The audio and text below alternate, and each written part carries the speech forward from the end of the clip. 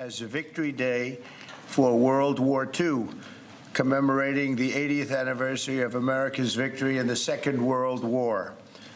All over the globe, our World War II allies are celebrating this week, but the United States has never joined in with the proper celebration of our own, and the victory was mostly accomplished because of us. Whether you like it or not, we came into that war and we won that war, and we had a lot of help from a lot of great people, a lot of great allies. But I think there would be nobody that would say that we were not the dominant force in that war, and we don't celebrate it.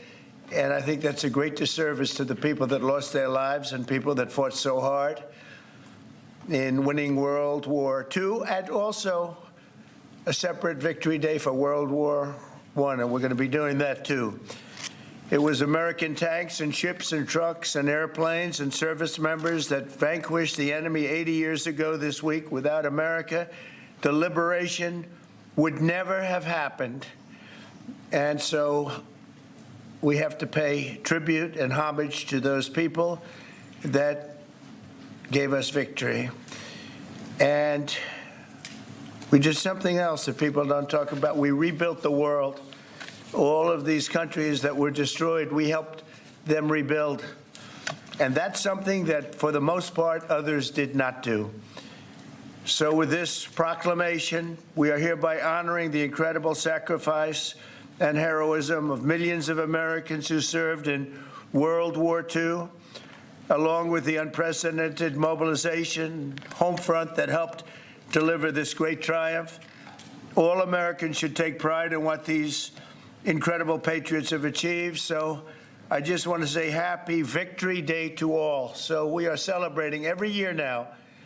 I can guarantee for 4 years, but I think after that we're going to have 2 victory days, World War I and World War II. This is World War II Victory Day.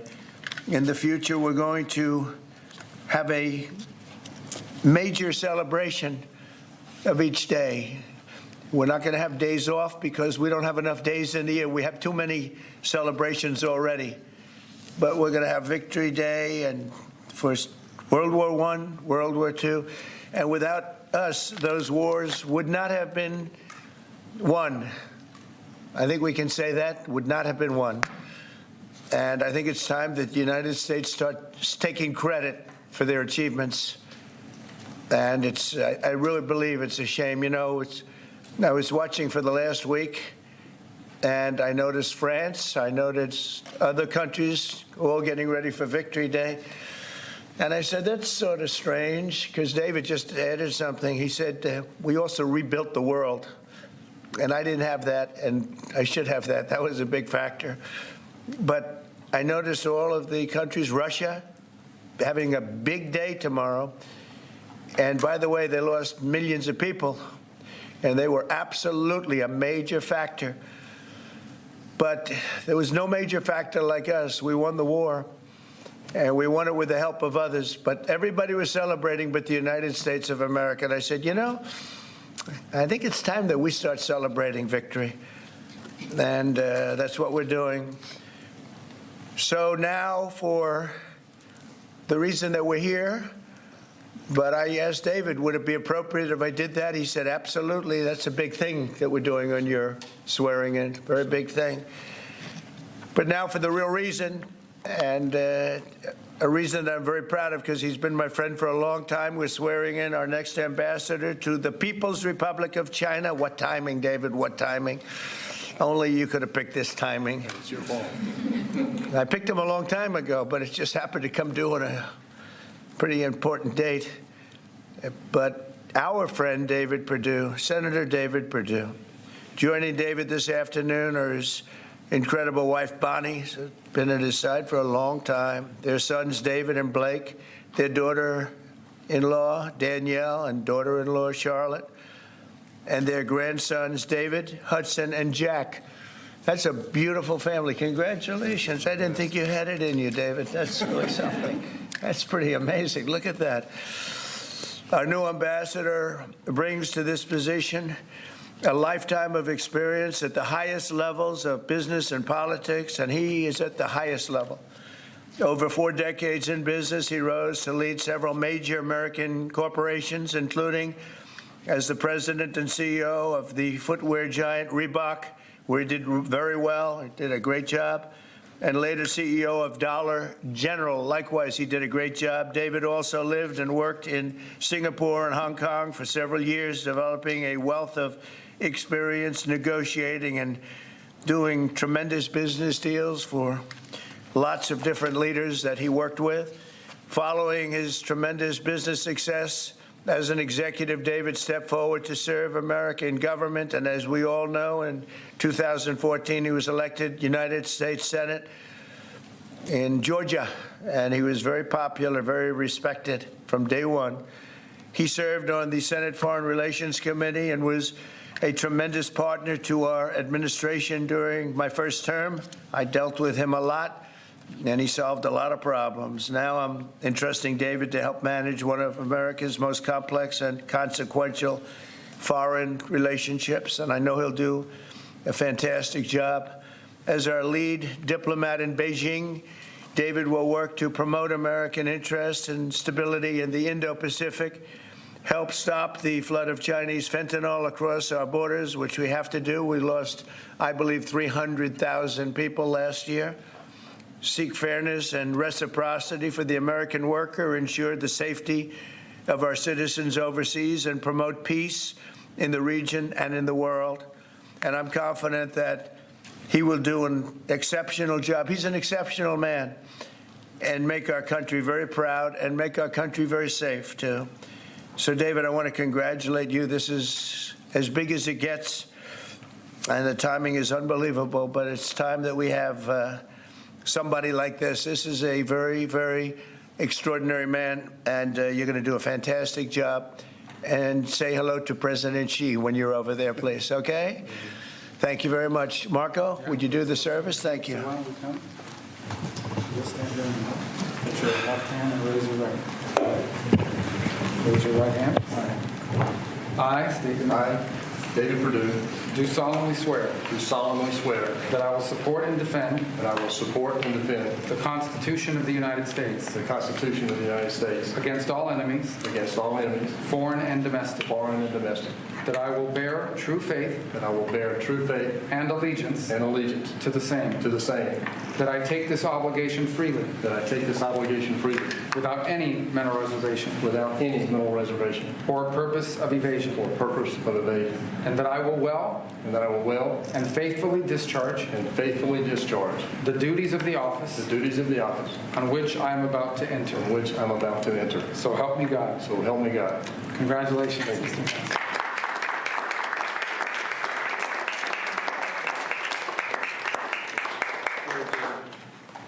David, would you like to say something?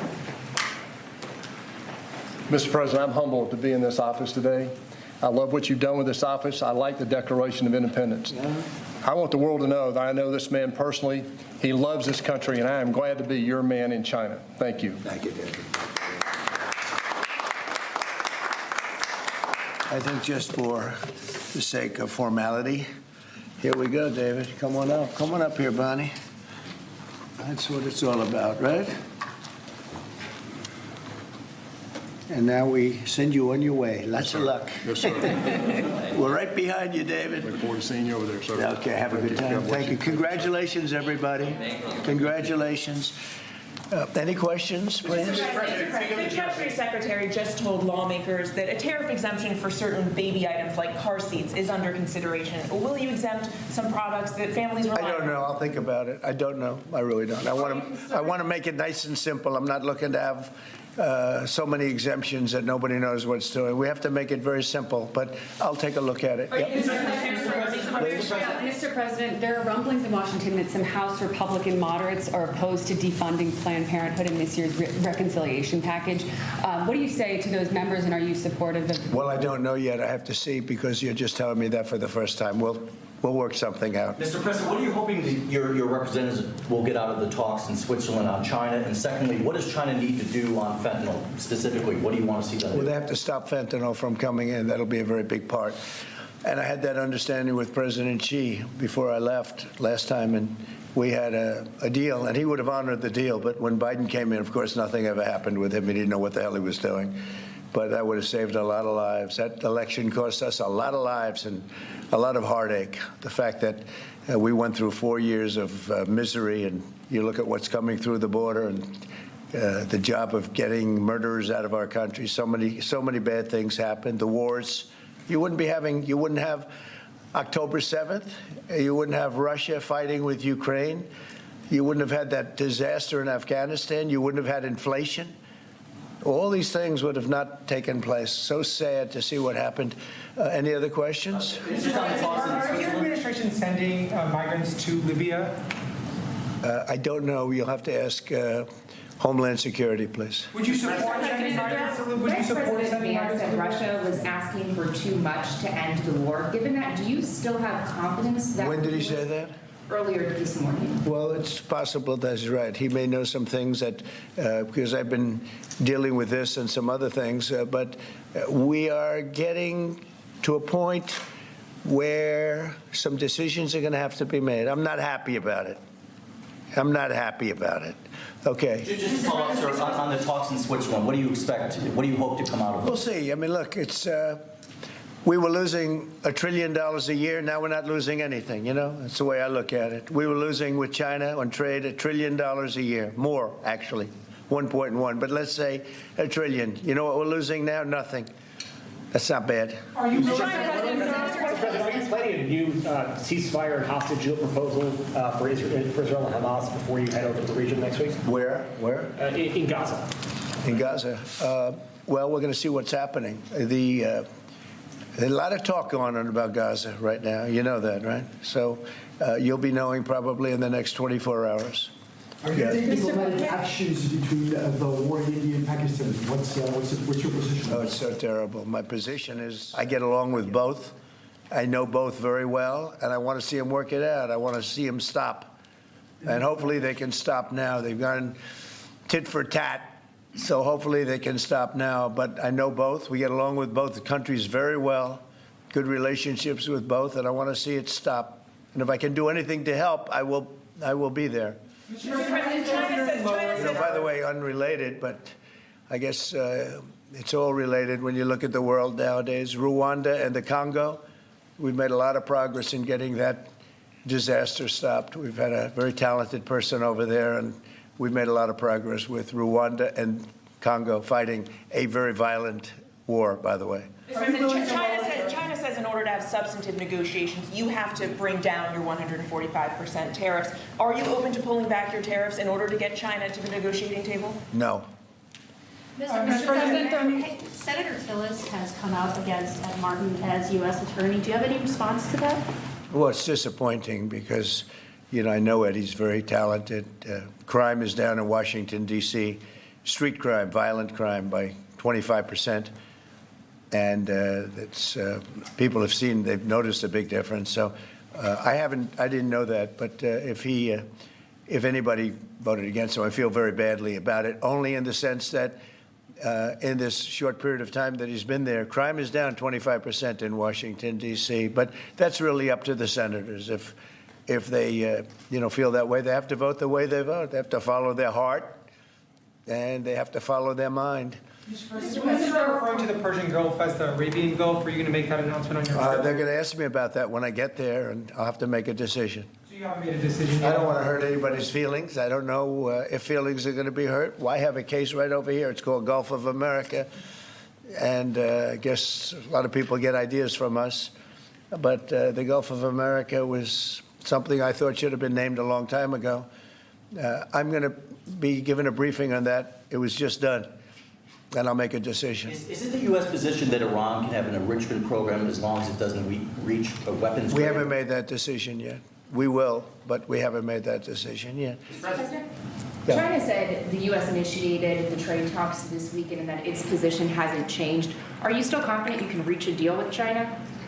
They said we initiated?